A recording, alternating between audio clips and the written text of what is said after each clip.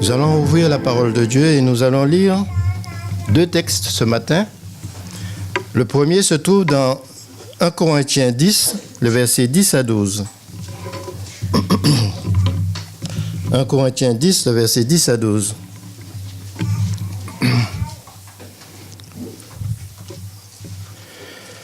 Ne murmurez pas, comme certains d'entre eux l'ont fait, de sorte qu'ils sont morts sous les coups du destructeur. Tous ces faits leur sont arrivés pour servir d'exemple, et ils ont été écrits pour notre instruction, à nous qui sommes parvenus à la fin des temps. Ainsi donc, que celui qui croit être debout fasse attention à ne pas tomber. Et le deuxième texte, nous allons le lire dans Matthieu 23, le verset 37. Matthieu 23, verset 37. Nous lisons ce qui suit. « Jérusalem, Jérusalem, toi qui tues les prophètes et qui lapides ceux qui te sont envoyés, combien de fois j'ai voulu rassembler tes enfants, comme une poule rassemble ses poussins sous ses ailes, et vous ne l'avez pas voulu. » Que Dieu bénisse sa parole dans notre cœur ce matin. Et je laisse la parole à Daniel.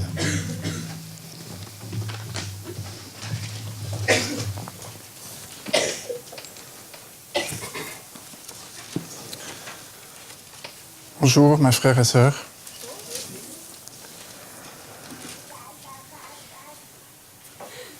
J'espère que vous allez bien. Et j'espère aussi que vous avez passé des bonnes fêtes, des bons moments avec vos familles. Je vous souhaite de mon côté toutes les bénédictions du Seigneur pour cette année. Et je vous souhaite pour vous tous, pour chacun ici présent, qu'on s'accroche encore plus à notre Seigneur.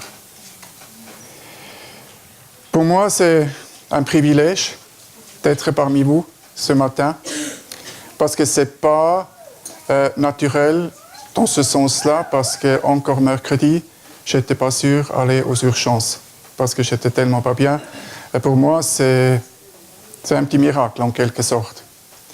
Et je voudrais aussi remercier ma femme particulièrement, parce qu'elle m'a fait un truc cette semaine qui j'ai écouté longtemps pour mes intestins, et j'ai vraiment l'impression que ça m'a fait du bien. Si vous voulez savoir ce que c'était, vous me demandez après et je vous dirai ce que c'était. Mais en tout cas, ça me fait du bien, mais je crois aussi qu'il y a des prières qui sont montées vers le Seigneur, parce qu'il y avait des gens qui ont dit « Oui, tu vas prêcher, sabbat prochain ». D'ailleurs, c'est déjà l'an dernier, le premier sabbat, au début de l'année, c'était moi qui ai prêché.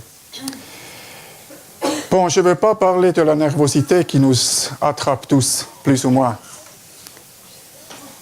Mais je crois, quelque chose qui me pousse aujourd'hui de prêcher, c'est avoir cette responsabilité, des fois dire des choses que l'on n'entend pas souvent ou pas régulières. Ça veut dire, je sais que je suis celui-là qui parle le plus sur la fin du monde, sur la fin du temps, sur le retour de Christ. Et encore Samira, elle m'a posé déjà la question à plusieurs reprises, sur quoi tu vas prêcher? Encore? J'ai dit oui, encore.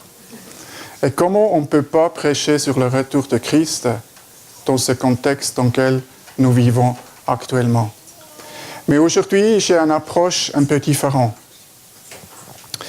Le titre de cette prédication est « Qu'est-ce que Dieu doit encore faire pour que nous nous réveillions enfin ?»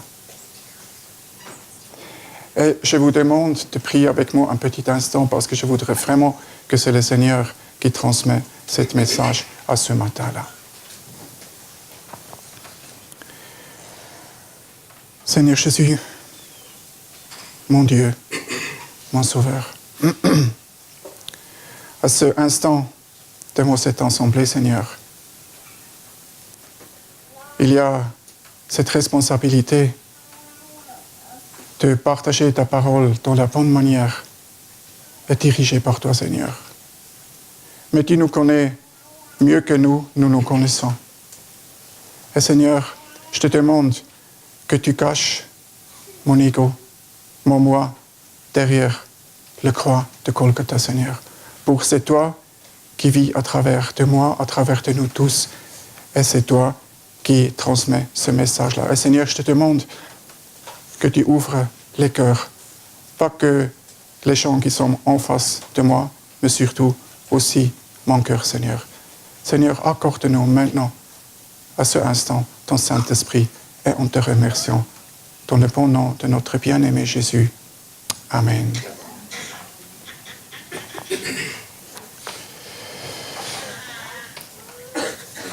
Le retour de Christ. Pourquoi je parle encore le retour de Christ? Parce que je constate déjà chez moi, après parmi nous, ici, ou parmi nous tous qui se passe sur la terre, dans notre Église. Et je me dis, si on est vraiment conscient dans quelle époque nous vivrons, je crois personnellement, on vivra différemment qu'on vit encore aujourd'hui. Et croyez-moi, je n'ai pas du tout l'intention de montrer avec le doigt sur n'importe qui ici. Si je monte le doigt, c'est tout d'abord contre moi-même. Parce que je crois nous avons encore beaucoup tous à apprendre. Mais je crois, on sous-estime tout ce que Dieu fait pour nous. Et quand je parle aujourd'hui, le titre vous dit « Qu'est-ce que Dieu doit encore faire pour nous réveiller enfin ?» Pas dans le sens là, on va une fois se déclencher des catastrophes, les guerres, ça on voit tous les jours, on l'entend tous les jours. Mais aujourd'hui, j'aimerais bien une fois vous montrer qu'est-ce que Dieu entreprend actuellement pour nous montrer qu'on est vraiment dans les dernières journées de ce monde. Et pour mieux illustrer ça, j'ai choisi deux thèmes, deux images qu'on trouve dans la parole. Et maintenant, je demande à Anaël si tu as déjà le micro prêt. Elle a la gentillesse de me lire le texte. Et je vous demande d'ouvrir la parole dans Genèse, chapitre 6, les versets 1 et 2.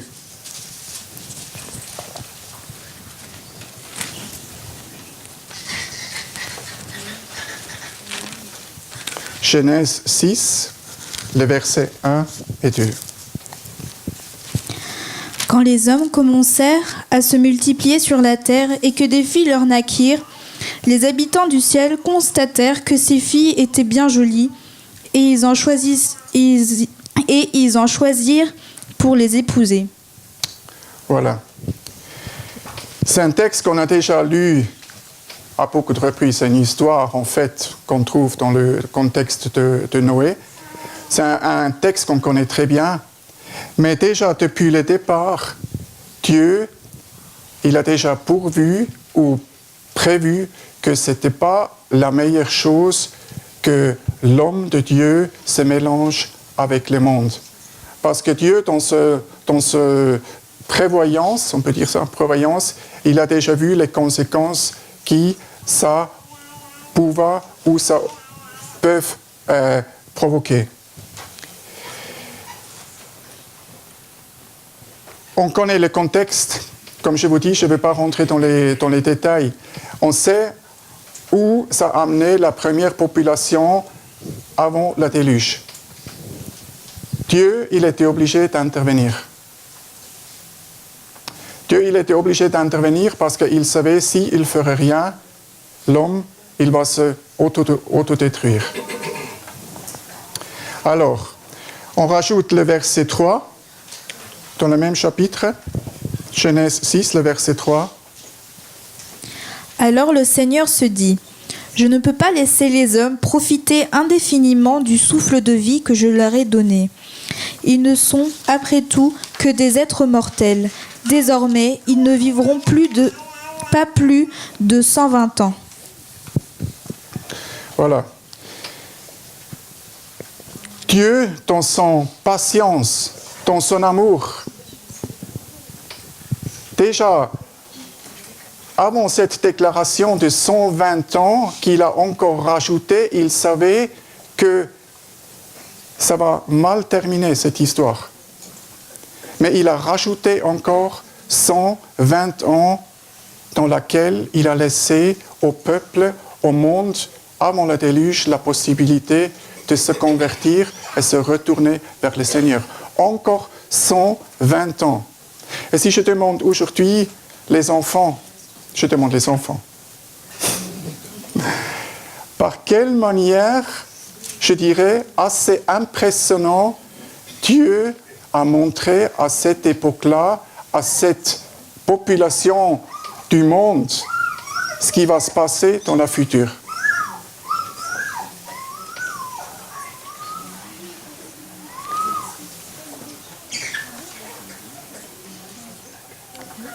Dieu a choisi un personnage pour faire quoi à cette époque-là?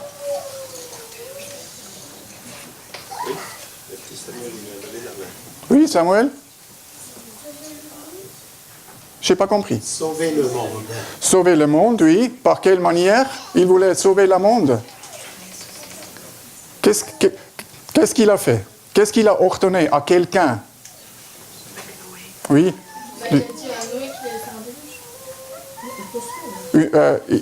Il a dit à Noé qu'il doit faire quoi? Construire un bateau. Voilà.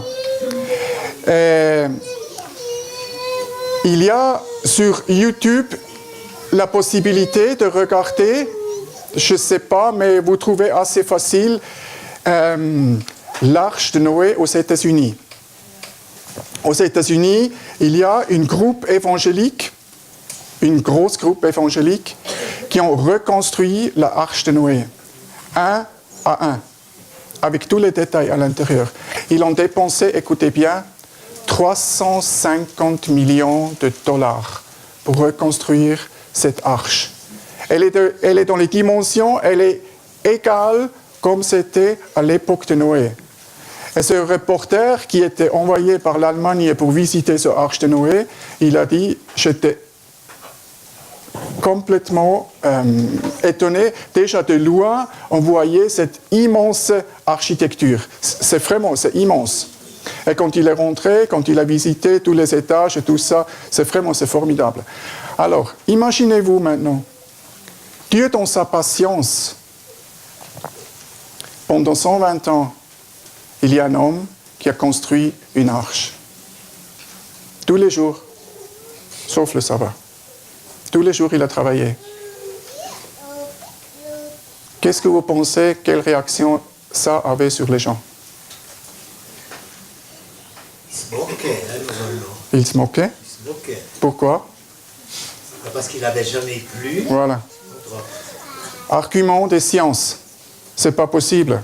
Ça va jamais pleuvoir. Jusqu'à l'instant, ça n'a jamais plu. Il ne faut pas oublier, depuis la création jusqu'à ce moment-là, on a à peu près 1850 ans. Alors depuis là, ça n'a jamais plu. Alors, scientifiquement, pas possible. Alors, qu'est-ce que tu fais là de construire dans le nulle part un truc si pareil? Mais ce que les gens n'ont pas réalisé, c'était quoi? C'était l'amour de Dieu.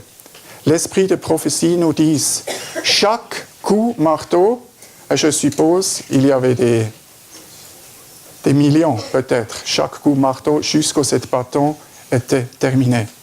Chaque coup de marteau, c'était comme une prédication, comme un appel à cette humanité, à cette époque-là. Tous les jours. Et ils sont venus, ils ont regardé, ils ont vu comment ça avance. Voilà. Mais Dieu a encore fait quelque chose de plus important. Quand l'arche était finie, qu'est-ce qui s'était passé ensuite? Parce que pour l'instant, les gens, ils n'étaient pas chauds de rentrer. Pourtant, Dieu, il a prévu qu'il y aura place pour tout le monde. Si on se demande, oui, mais elle était limitée au niveau de la place, ce n'est pas notre affaire de spéculer. Dieu, il a prévu qu'il y aura place pour tout le monde, si c'était nécessaire. Alors, qu'est-ce que Dieu a encore fait avant Noé et sa famille est rentré pour encore plus appeler à ces gens-là? Qu'est-ce qu'il a fait encore? Oui, ça se passe tous les jours, un truc pareil. Est-ce que ça se produit tous les jours? Est-ce que vous avez déjà vu des animaux se promener 2 par 2 ou 7 par 7 dans la nature, une groupe après derrière les autres? Jamais. Jamais. Et ils sont venus par tous les côtés. Et on sait, c'est les anges qui ont les guidés vers la arche. Même là, les gens, ils ne croyaient pas. Ils ne croyaient pas, ils doutaient encore. Pourtant, si ça, ce n'était pas une preuve de l'amour du Seigneur, qu'est-ce que Dieu pouvait encore faire pour ces gens-là? En plus, pendant 120 ans, il y avait un homme fidèle au Seigneur qui a utilisé toutes les occasions pour parler à ces gens-là, tous les jours. Vous pouvez vous imaginer, Noé, pendant 120 ans, de prêcher tous les jours, retourner vers le Seigneur parce qu'il vous aime et il ne voudrait pas que vous perdissiez. Il voudrait que vous êtes tous sauvés, 120 ans après les animaux.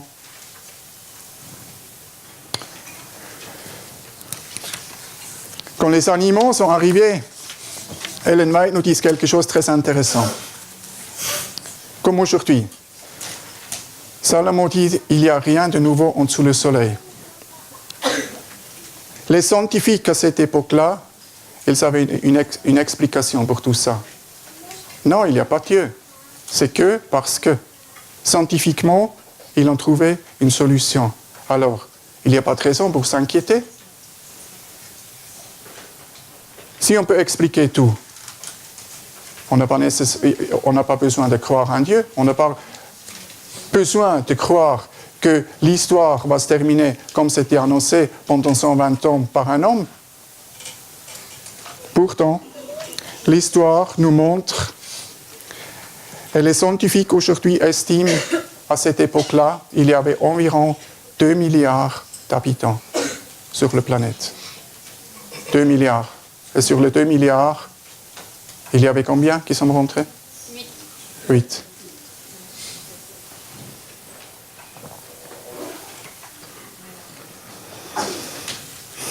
Quel tragique.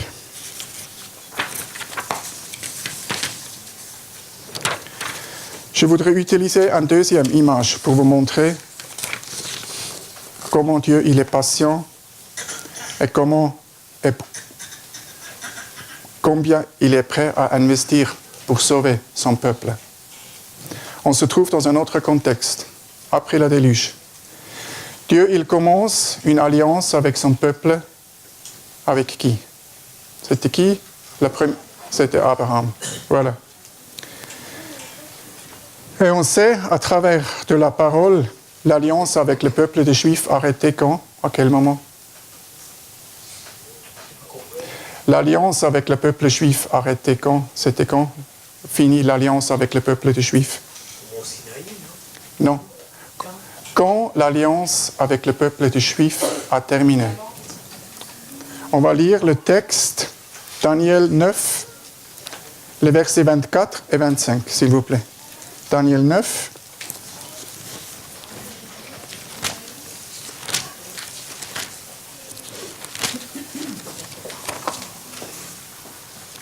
Les versets 24 et 25.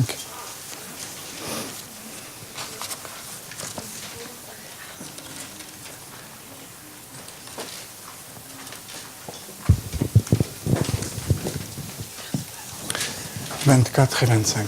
Daniel 9, 24, 25.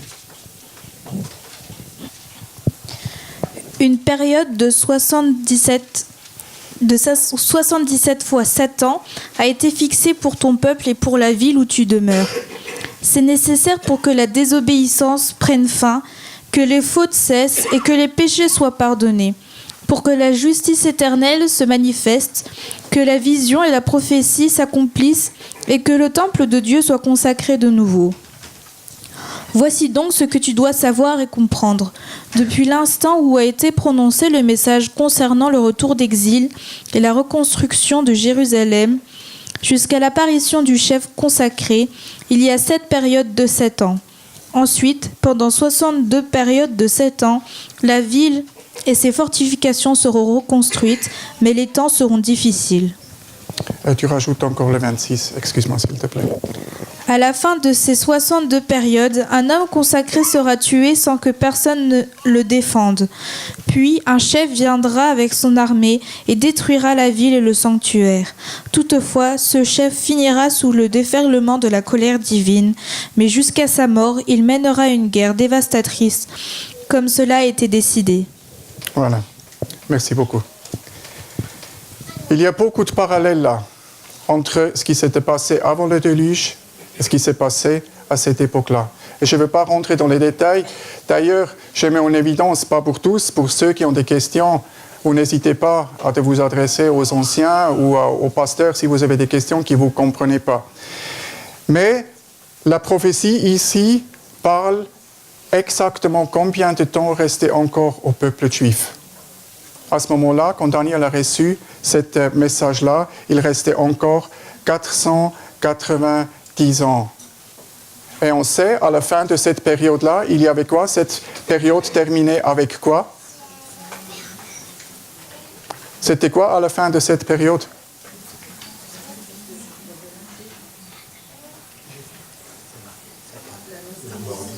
Non. La mort de Christ était au milieu de semaine.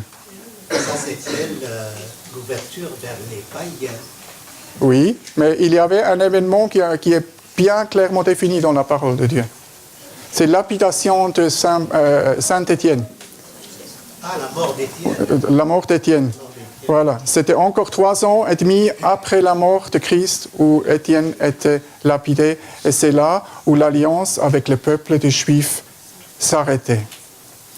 Ce que je veux dire par là, c'est, écoutez bien, ça ne veut dire pas qu'aujourd'hui pour les Juifs, il n'y a pas de salut. C'est n'importe quoi. Chaque personne qui s'est convertie, qui se retourne personnellement vers le Christ, a tout le temps cette possibilité d'être sauvé par le Christ, n'importe de quelle dénomination.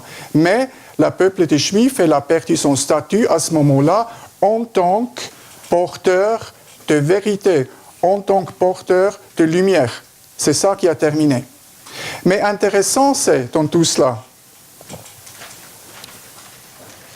au moment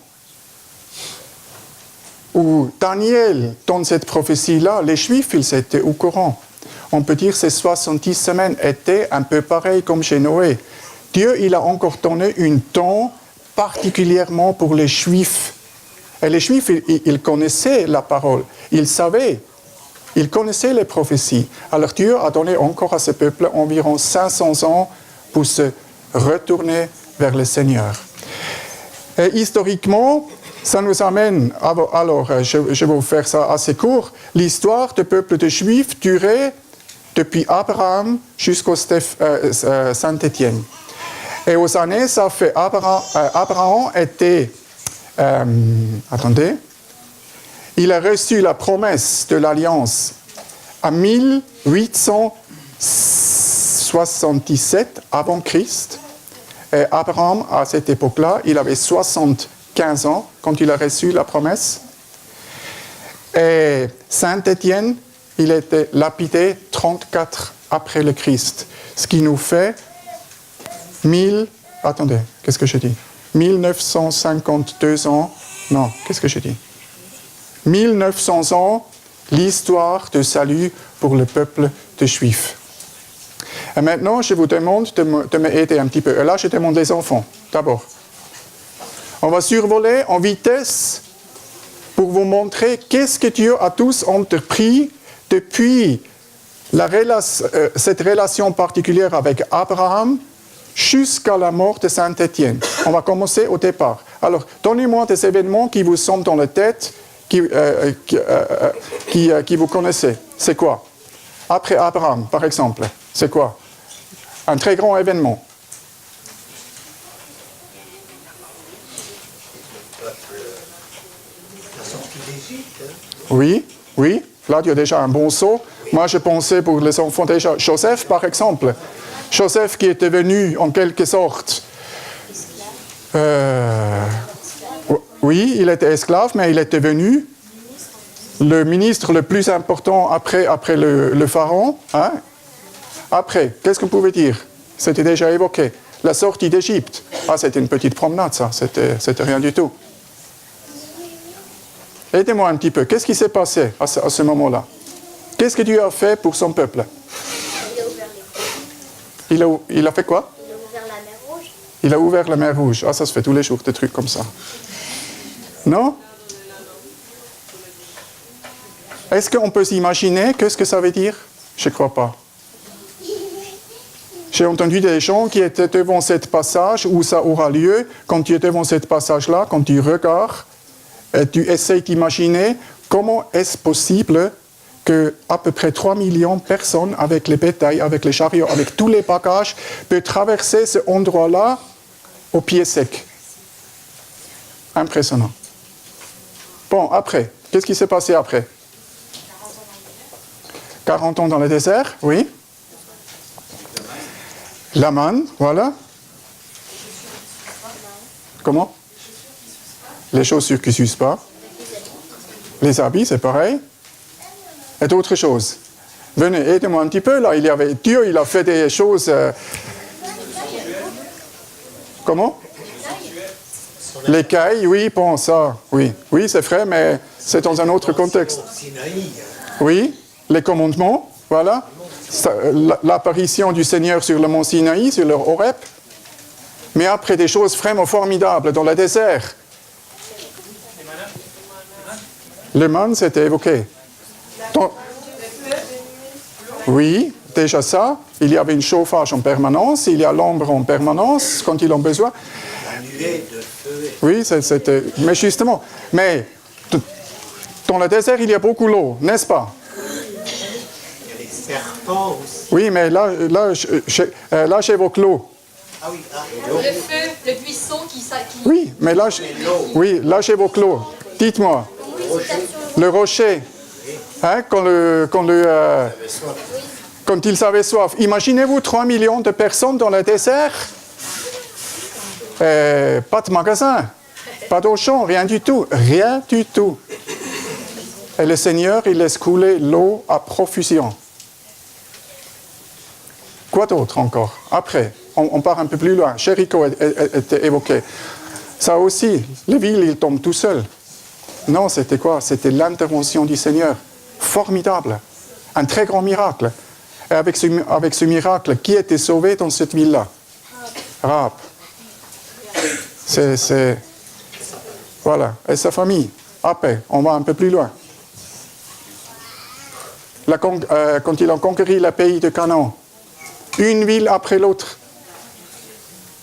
Tout ce qui n'était pas possible 40 ans avant, parce qu'ils avaient peur, ils n'avaient pas de faire confiance. Là, maintenant, le Seigneur, il peut les utiliser parce qu'ils font confiance totale en Seigneur. Et le Seigneur, il fait des très grands prodiges. Une ville après l'autre tombe. Après. Un peu plus loin. Parmi les juges, on va prendre un, le plus connu. Gédéon. Oui, je pensais à Samson. Samson, voilà. Après, plus loin. Qui vient après? Oui. Esther, c'était plus tard. Les rois. Voilà. On avait qui? D'abord, on avait Samuel, le grand Samuel. Après, on a Saul, on a David, Salomon, tous les grands rois.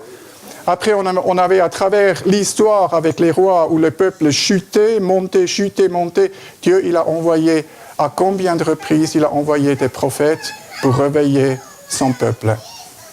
Pourtant, et après, au dernier roi, qu'est-ce qui s'est passé? Le peuple d'Israël était parti en captivité à Babylone. Mais même là, Dieu, il a fait des très grands prodiges. On pense à Daniel, Néhémie, Esra, Esther. Dieu, il a fait des grands prodiges. Le peuple pouvait retourner, reconstruire le temple, réinstaller, redémarrer à zéro, un nouveau départ. Après, l'histoire se perd un petit peu. Pendant environ 450 ans, on est dans l'époque des Maccabées. On n'entend pas grand-chose, mais le résultat de cette époque, on voit à quel moment, quand Jésus revient. Ils ont nouveau perdu l'orientation. Ils sont devenus des légalistes. Mais là, le Seigneur, il intervient fortement. Par quelle manière? Dites-moi.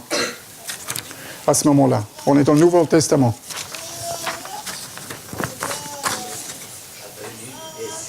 La venue du Messie, évidemment. Le centre de l'Évangile. Le Messie est venu. Comment il est venu?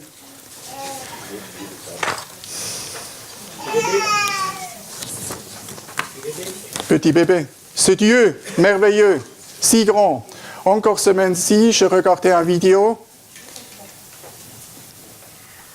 Ça commence avec la plus petite planète ou lune aux pierres dans notre système solaire. Après, ça a grandi au fur et à mesure. Il y a la Terre qui passe, il y a la Saturne, le Jupiter, toutes les planètes. Après, il y a toutes les étoiles, les grandes étoiles, toutes les galaxies.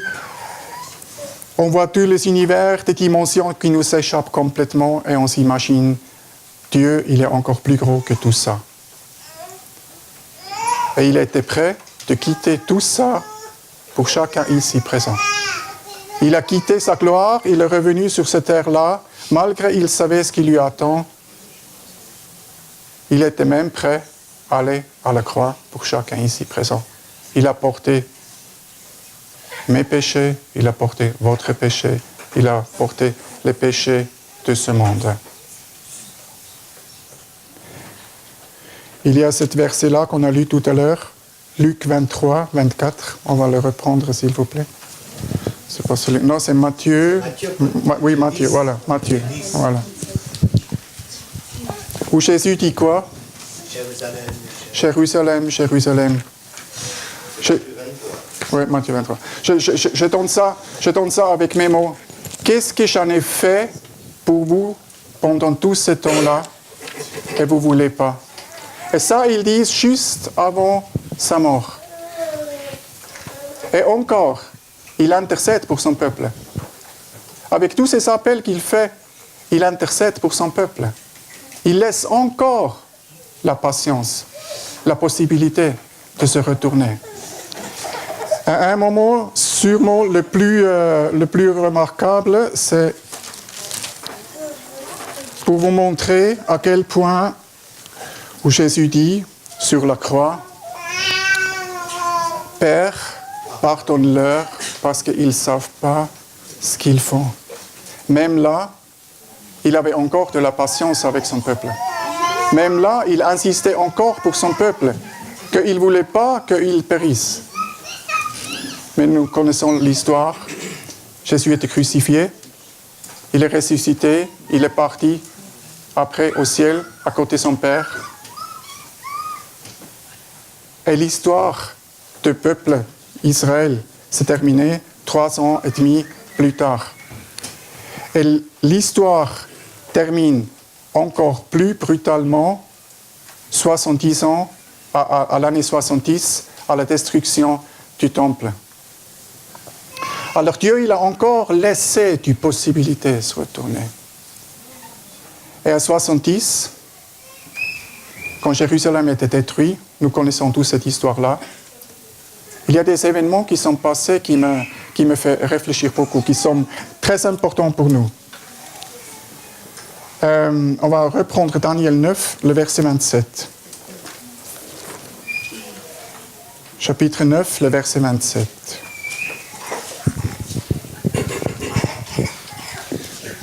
Pendant la dernière période de 7 ans, il imposera de dures obligations à un grand nombre de gens. Au bout de 3 ans et demi, il fera même cesser les sacrifices et les offrandes. Ce dévastateur accomplira ses œuvres abominables avec rapidité jusqu'à ce que la fin qui a été décidée s'abatte sur lui. Voilà. Aujourd'hui, nous connaissons ce texte-là et aussi les historiens, ils sont bien d'accord.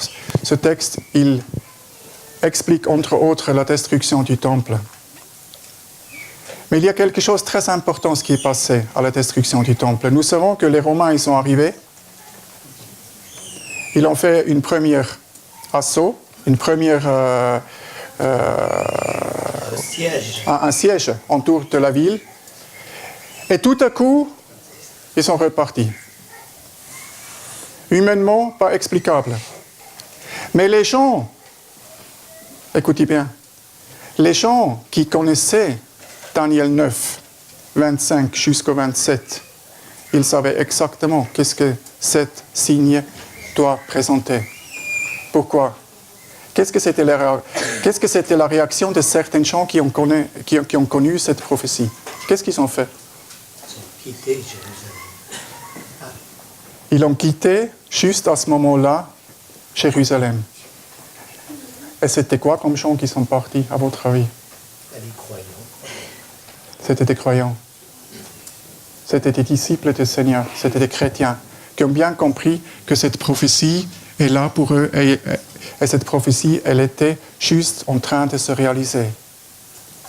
Et nous savons,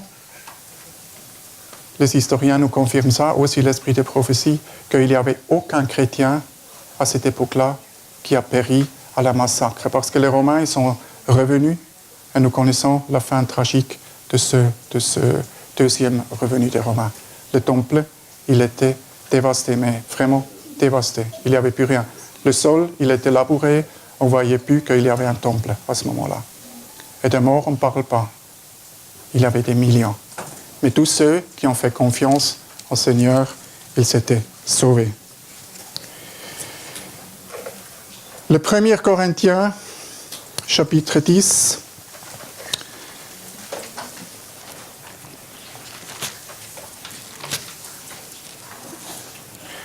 Et là, particulièrement, je voudrais relire avec vous le verset 11.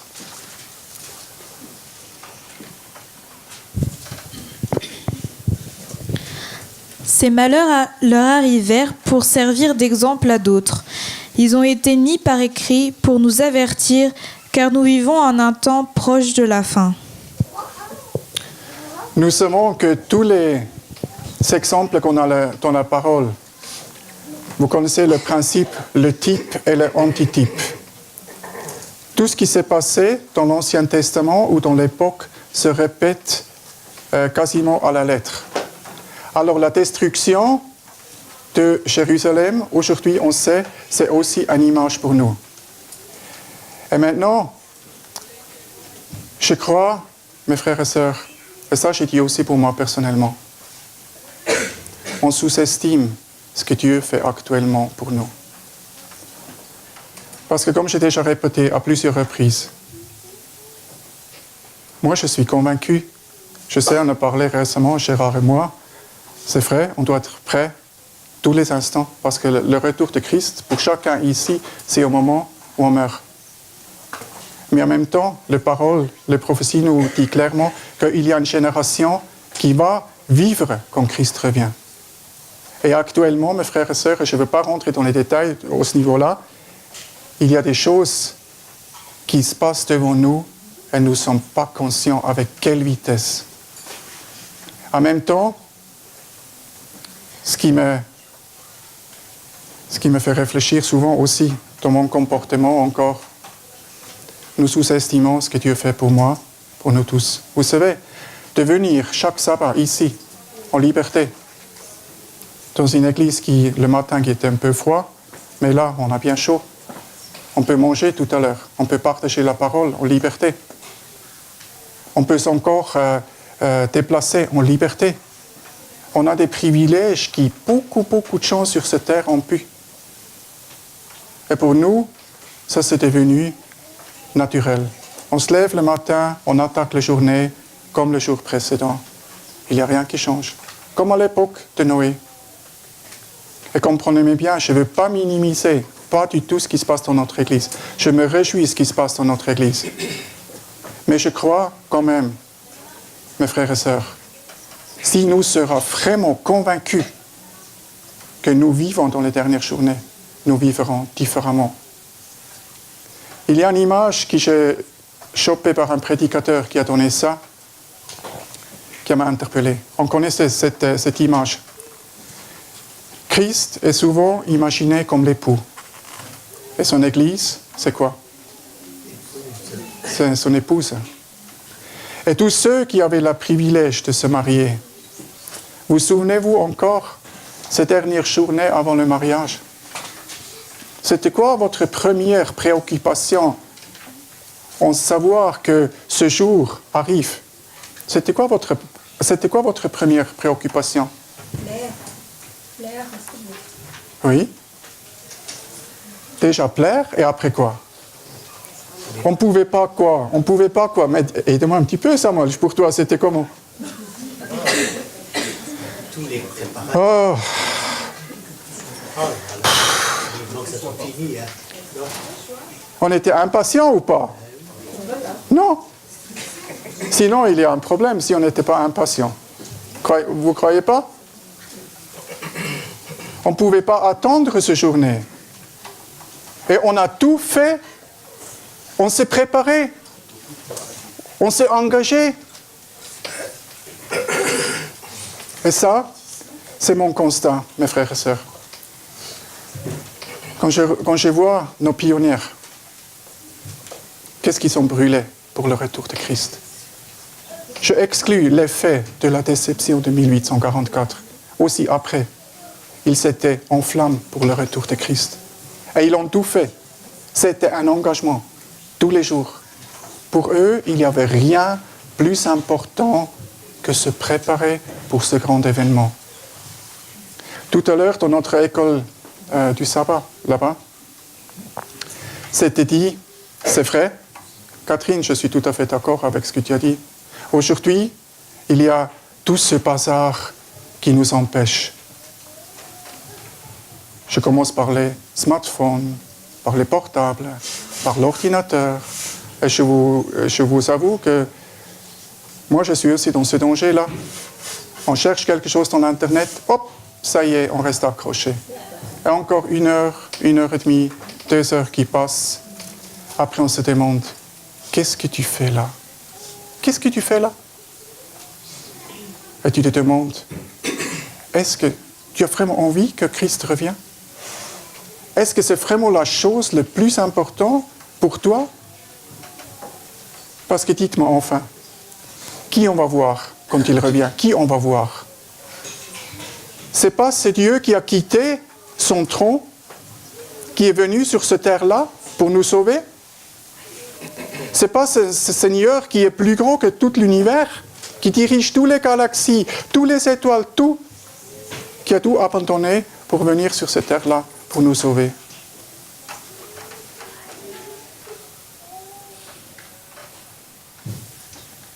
Mon souhait, pour terminer cette prédication, ou cette présentation plutôt, et croyez-moi, je ne me sens pas supérieur de n'importe qui ici. Moi, j'ai besoin que vous priez pour moi. Comme chacun a besoin que chacun prie pour les uns et les autres. Parce que l'ennemi, il ne laisse pas un seul millimètre pour nous laisser reposer. Il fait tout. Et il trouve tout le temps les moyens pour nous dégager. Il trouve tout le temps quelque chose où il peut accrocher et de nous dévier notre regard des choses l'essentiel. Mais mes frères et sœurs, si on ne voit pas ce que Dieu fait tous les jours, aujourd'hui, maintenant, ce que Dieu fait pour chacun ici présent, si on ne voit pas ça, que nous sommes des privilégiés encore, et soyez assurés, les temps vont changer aussi pour nous, et très vite maintenant. Le seul refuge aujourd'hui, demain, pour le futur, c'est ma relation personnelle avec mon Sauveur. Et ça, c'est une décision que le Seigneur ne pouvait pas prendre pour les gens avant le déluge, pour les gens après le déluge, à travers son peuple, à travers de son peuple avec lequel il a une alliance, il a laissé le libre choix à chacun. Pour ça, je voulais terminer avec le texte, et on le trouve en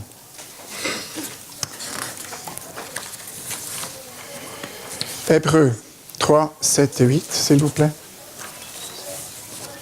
Hébreux 3, 7 et 8. C'est pourquoi, comme le dit le Saint-Esprit, si vous entendez la voix de Dieu aujourd'hui, ne refusez pas de comprendre, comme lorsque vous vous êtes révoltés contre lui, le jour où vous l'avez mis à l'épreuve dans le désert. Voilà. Mes frères et sœurs, c'est encore le temps de grâce. Mais il nous reste très peu.